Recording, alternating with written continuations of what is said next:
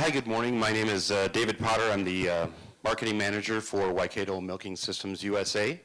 And before we get started with the virtual farm tour, I just wanted to take a couple of minutes to thank the Benthem brothers family for their involvement in what we would consider the introductory years of our composite rotary deck. And it's only a small part of the innovation that their operation presents to us. They've been great partners, as well as Ryan Vanderwall at Premium Farm Solutions. And they're all here. I'm going to introduce them. We have Bruce and Karen Benthem, and Ryan and Mallory Benthem. Ryan's going to be doing the speaking today, right? And then Ryan Vanderwall from, again, Premium Farm Solutions. I'd like to welcome them and get them up here to get us started.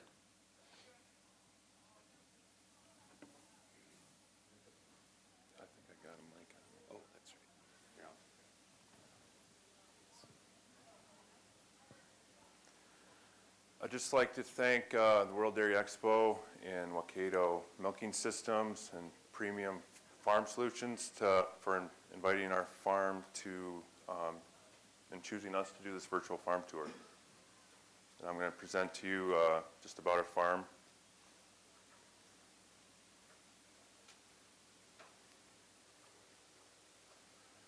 We'll start with the history of the farm. My grandparents, Edwin and Trina Benthem, started the original farm in the early 1940s. And they started with the dairy cows and the crops. And my grandpa got a brain aneurysm, and it kind of forced my dad and uncle to take over the farm. And in 1981, the brothers, my dad Bruce and my uncle Doug, started Benthem Brothers Dairy. And at that time, they were milking about 30 cows, and they just continued to do that. My dad was in charge of the crops, and my uncle was in charge of the dairy side of it. In 1992, the neighbor farm, they come to us and asked them if they wanted to purchase their farm, and they seen it as a good opportunity. We were milking about 100 cows at the time, and we moved our cows across the road, and we started milking there. We bought an additional like 50 cows of theirs, and they had a double-8 parlor that we were able to utilize. In 1994, my cousin Jason came back to the farm, and he kind of took over the dairy side. He was in charge of the reproduction and the milking, and took over the herd side at that point.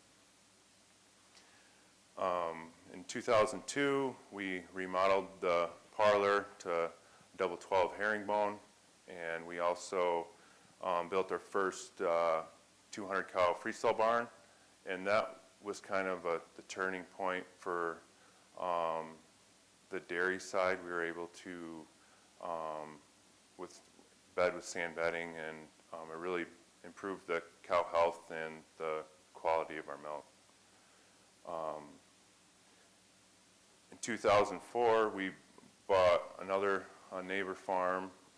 Unfortunately, he was a close friend of ours that passed away, and we were able to purchase the farm and keep that, and as part of something that meant a lot to us. So we were able to utilize his facilities for heifer raising and have the land base to continue to grow our herd.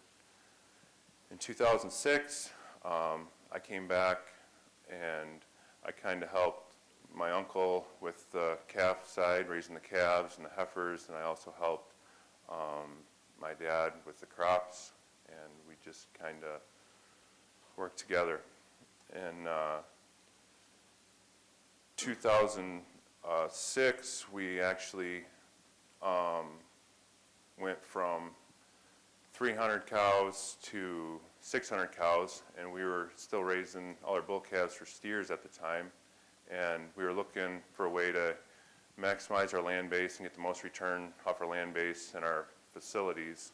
So we quit keeping the bull calves and we sold them right away, and we increased the cow numbers, doubled the cow numbers, and kept all the heifer calves, we already had enough room for all the replacements.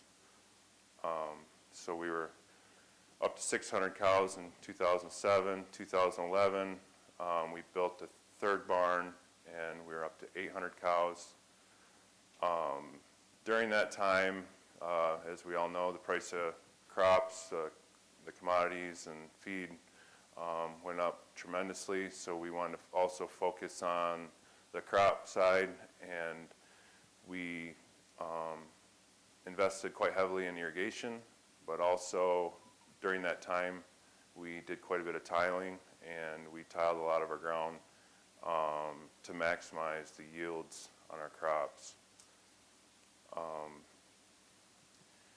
And then we were kind of at that next step where we maximized our parlor, and we wanted to take that next step. So we spent a few years just searching what would be the best option, and we looked at parallel parlors, but it didn't make sense for us to, we thought the biggest the parallel parlor would fit our needs was about 1,500 cows, and we thought we were capable of milking 2,000 cows, 2,500 cows.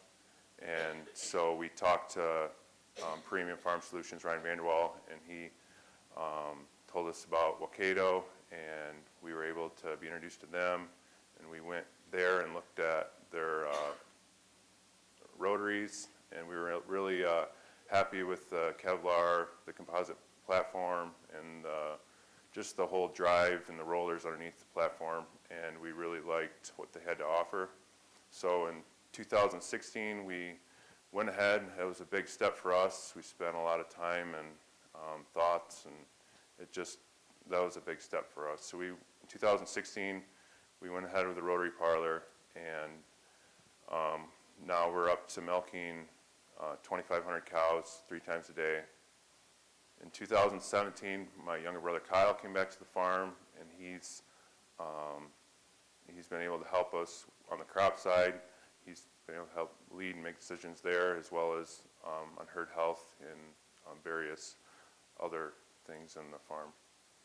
In 2018, we had the opportunity to purchase the original Benthem homestead farm from my dad's cousin, and that meant a lot to us. The Benthem family moved to the McBain in the 1880s, so it was a great opportunity. We picked up an additional 700 acres with a fair amount of pivots, and it was ground close to home, but it also meant a lot to purchase the original Benthem homestead farm and keep it in the family.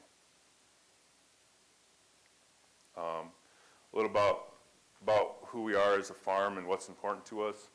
The community, we're involved in the church through different things in church, and it's important to us. We also mentor youth and take time to be there for people through programs like the Big Brothers Big Sisters. Also, my brother's involved in coaching basketball, and there's just different things that we've done, like hosted the breakfast on the farm, where it's the farmers host the breakfast. It's put on for all the community, and I think we had over 2,000 people come to attend that. We're committed to quality. We like to ship a quality product, and right now we're shipping milk to Superior Dairy through Michigan Milk, and to get that, it's a fluid market for bottling, and to be able to do that, you have to have a quality product. In 2017, we were Consumers Energy Project of the Year finalists for all the energy savings that we put in for the expansion.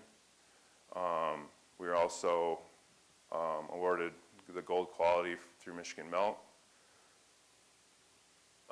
We were meat verified in the cattle, livestock, and cropping. And also we take a lot of pride in the field, the crop operations, and the calf and the heifers, and our milking, and we're also try to be involved in various things in the community and with our family. What's made our farm successful is our employees. just providing a quality working environment and good, which gives us good quality employees, and that's the key for our farm. It's just we have great employees that we can rely on every day, and that helps make our job a lot easier. Our crop production and feeding, our calf operations, then the milking, rotary, the bedding process, and we'll go through the future growth and goals. With the crops and feeding, we maximize our land base, and like I said, we tiled the fields, and that allows us to get on the fields earlier in the spring and in the fall trying to harvest the crops. Also with the center pivots, this year is a dry year, and the pivots allowed us to basically double our yields on our crops. The forage harvesting, we hire a custom forage harvester to harvest our crops at the right time to get the quality of feed that we need to feed our cows to get the best return. We also feed various commodities, and we utilize a Trio-A mixer to have accurate mixing, and it's just a good way of getting feed to the cows in a consistent manner.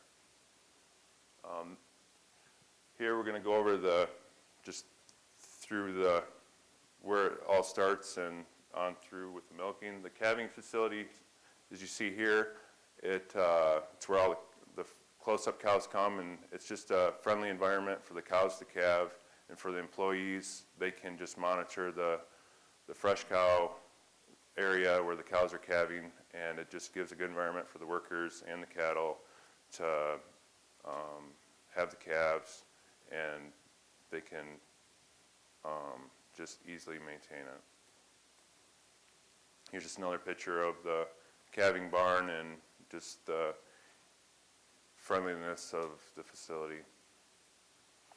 The calf operations, where I live, we raise the calves. We have 2 calf barns.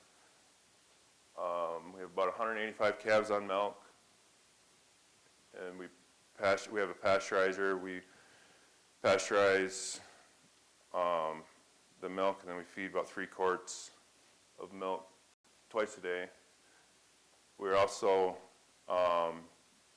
we don't need all the calves right now, so we're only keeping calves out of the top 75% of the herd. The bottom 25% we're selling at birth. We're trying to increase the genetics of the herd that way, and just trying to cut heifer raising costs and just only keeping them on replacements that we need. And like I said, there's a picture of our pasteurizer. We're very happy with it. It allows us to utilize our milk from our fresh and hospital pen, and it's just a very consistent way and easier way to feed calves for us. Here's a few pictures of our calf barn, and then we have calves on milk for about 60 days, then we cut them back to once a day feeding for a week, and then we put them into these transition pens. They're on pellets, then we move them from here. They go to various other farms that we purchased, and we had to utilize the facilities, so we decided to use them for heifers. It allows us to maintain control of the heifers, and it helps us utilize the facilities that we bought to acquire the land base in the area. So they go through each of them stages, then we actually have a custom heifer raiser that we take them to at 10 months of age, and then they breed them twice. The first 2 services are we breed them sex semen, and the third service is conventional. And we are only breeding the top genetics to sex semen, and the bottom genetics are actually they're breeding to beef. And that's just, again, we don't need all the replacements. We're trying to get a better return on the calves when they're born. We can sell the bull calves for a higher price, or the beef calves for a higher price. And then the heifers come back about 3 months before calving, and we're able to raise part of them at a neighbor farm, and we raise the rest of them until they go into the calving facility. About our milking, like I said, we installed, it was the third centrist composite platform in the U.S. We decided to go with that rotary because we were very happy with the platform, and it offers various other things, but we like how much lighter it is than a concrete deck, and we like the rollers, and it just looked to us that something that's going to last a lot longer and over the long haul versus the competitors. And we've been very happy with it, and we haven't had any problems with the drives or anything. We utilize automation. We have the DTEC system. It helps us stimulate the cows. The cows come on. We have an automatic pre-dip. There's just a cylinder that pre-dips the cows, so we're able to save on labor. And then we have one person wiping the cow's teats, and then a second person attaching the milker. We do not need to pre-strip with the DTEC system. The DTEC system milks each quarter. It pulsates each quarter one at a time, and it checks comparative to the other quarters for conductivity. But we are very happy with just the way it stimulates the cow the exact same way every time, and it allows us to maintain a 90,000 somatic cell count over the last 2 years, and that's just been a big key for us. We also utilize an auto advance crowd gate. It has an eye, and we can set the parameters every so many stalls. The crowd gate moves ahead, and it just helps keep our labor down, and it works well for us. Like I said, the milk quality is very important to us. We try to keep everything clean. That's everything in the parlor, and it's worked great. Since we've been in the parlor, our somatic cell count has dropped, and it's stayed that way. And we work hard to keep the barns clean and well bedded, and it all plays a big role into producing quality milk. It's also very employee friendly. Like I said, we're able to pre-dip and post-dip with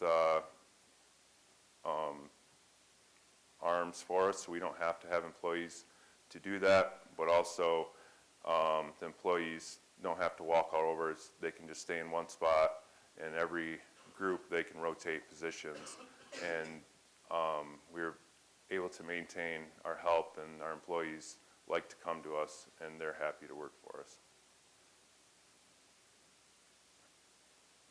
And like I said about our employees, we just have great people working for us. Without them, we wouldn't be where we are today, and we treat them like family, and they treat us like family. And here's a picture of the platform. We're very happy with it. It's a lot lighter than concrete, like I said before, and it's very durable. And the drive system works great. It rotates very nice and quiet, and we haven't had any problems with the drive since we put it in 2 years ago. Here's another picture of the platform.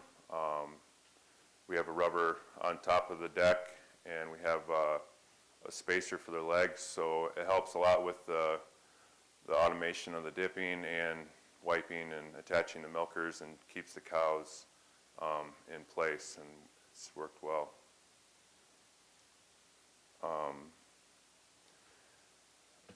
Then from there, the milk goes to the tank. We run it through a chiller. The chiller takes it down to 36 degrees, and we need this to haul the milk to Ohio. They're very strict on the quality, and we have to take the extra step to make sure that we're delivering quality tanker loads of milk to them every day, and we're able to meet their standards.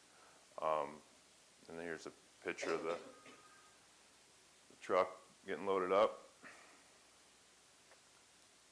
We utilize the cow manager tag system. We like this. It helps us It keeps track of the cow activity and the rumen function of the cow each day, and it flags any cow that has less rumination or activity from herd mates. So every morning the guys can come to work, the milkers come to work, and they'll print off a report and of any cow that has low rumination or high activity, and we can put them in, take that information and put her in the sort gate, and then we can sort the cows for taking care of them for if it's health reasons or for reproduction. Here's pictures of the sort gate or in the return alley. That sort gate, we used RFID tags, and that was a huge accomplishment.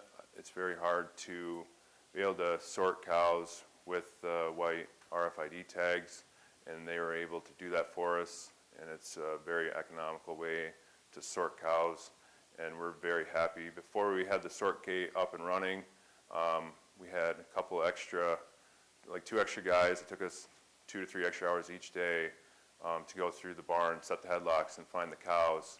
And it was very frustrating. It was very inefficient. And since we put the sort gate in, we're able to draft the cows that we want. And we've just been very happy with how it's worked for us and how much more efficient. We've been able to take the guys back out, let them do other things, and we've had the cows sorted where we wanted them and when we wanted them. Here's a picture of the cow barns, and like I said, we are able to sort the cows into the barns, and we have a way of setting headlocks and putting some tip gates down. We let all the cows through, put the gates down, and we just sort the cows that we want on the end of the barn, and then we have all the cows sorted that we want, and it's very efficient. You want to go back to that back slide. We added probably 1,000 free stalls in that expansion, and we stuck with all headlocks, and we've just been very happy with the whole, the way it all hooked together, I guess.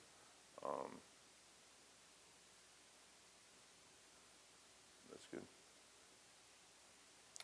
For the bedding processes, for the close-up and calves, we utilize straw. We like to keep the clean and warm for the calves, so the calves are in a clean, warm, dry environment.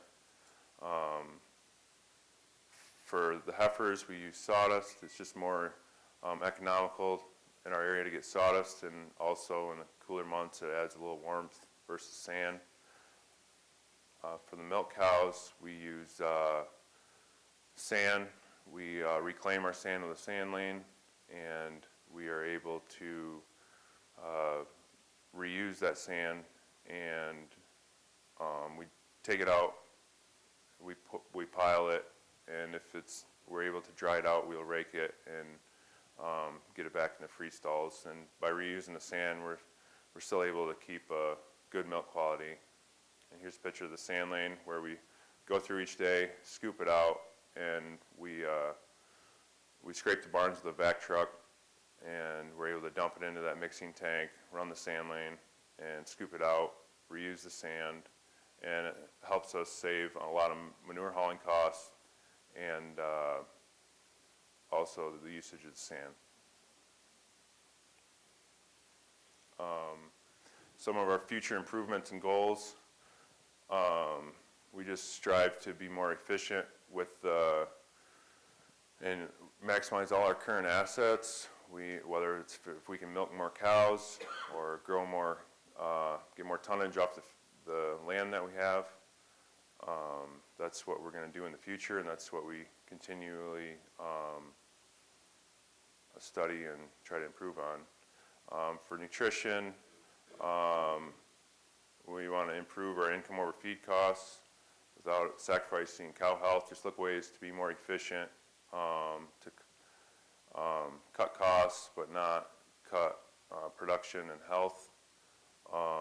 It's been a challenging environment the last few years, and we're always trying to learn better ways to be more efficient with the feed and the nutrition and try to just better ourselves that way. With the fields and the crops, we're continually trying to maximize our yields, and we're able to do this through tiling and irrigation and working on our nutrient management. We're best to apply the manure and what's most cost effective, but also get the best return on where we put it. Also, we're excited to work on increasing our genetic potential. I think we have a great herd of cows, but we've always been expanding, and we never been able to cull cows because we always are growing. And the herdsmen and my cousin Jason do a great job with the cattle. We have about a 20% cull rate, which is very good, and we're very happy with that. And it's all just attention to detail, working hard, and doing the right things. But now we realize that we don't need to keep all our replacements. We can sell our bottom genetics, only retain the amount of heifers we need, and it'll reduce our herd replacement costs, reduce our cost for feeding, or them are some of your major bills, and also reduce the amount of labor that you need to do that. So we're excited to just keep our top genetics and raise fewer replacements and work on the genetics and the quality of our herd.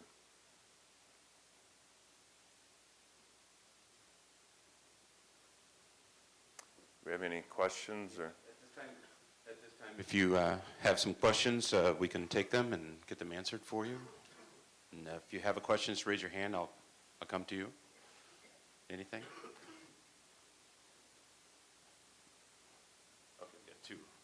Right here. How was the cow transition from parallel to the rotary? It was tough the first few days. You know, Ryan warned us it'd be about 3 days, then 3 weeks and 3 months, and that was exactly it. The first 2 days, them cows didn't know. It was all brand new, nice, clean, and it was tough. You know, the first few days was really tough.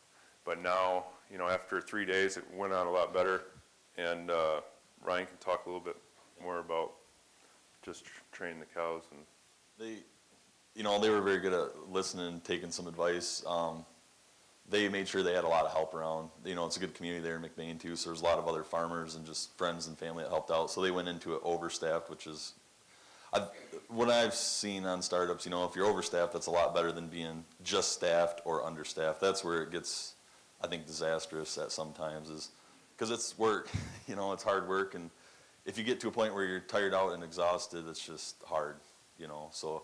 But they had plenty of people within there. 3 I think weeks, that was key. it was cows were going on by themselves, and we might have had an extra guy or two just doing it. And then within 3 months, you could just see it just smooth right out. And now it's just the fresh heifers, the only ones you need. And even the fresh heifers going into the rotary, they don't want to kick. They just get on there and they just want to stand.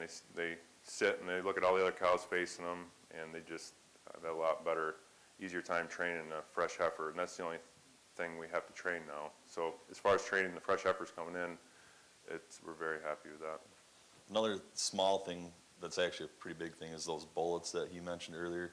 Herringbone cows, they tend to kind of, you know, they just stand comfortable because like when they leaned in a butt pan and a herringbone, they'd be almost kind of cross-legged, and those just, you know, there's nothing touching them, no person trying to get them to move their legs. It's just, all right, I can't stand like that because this thing doesn't let me. And you know, so within a couple milkings, they were standing more open, which helps a lot for unit alignment and milking process. But. Any other questions?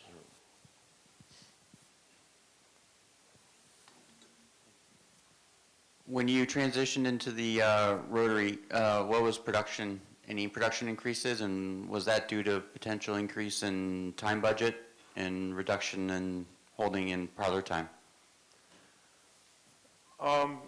Honestly, we bought so many cattle that we bought so many heifers, our production stayed the same, and but now we're starting to see that come back. But we we bought a lot of cattle from other places, and just buying first lactation, we had 40% of our herd was first lactation. So I would say we maintained it. We had the majority of our herd was fresh heifers, so it's kind of a tough comparison.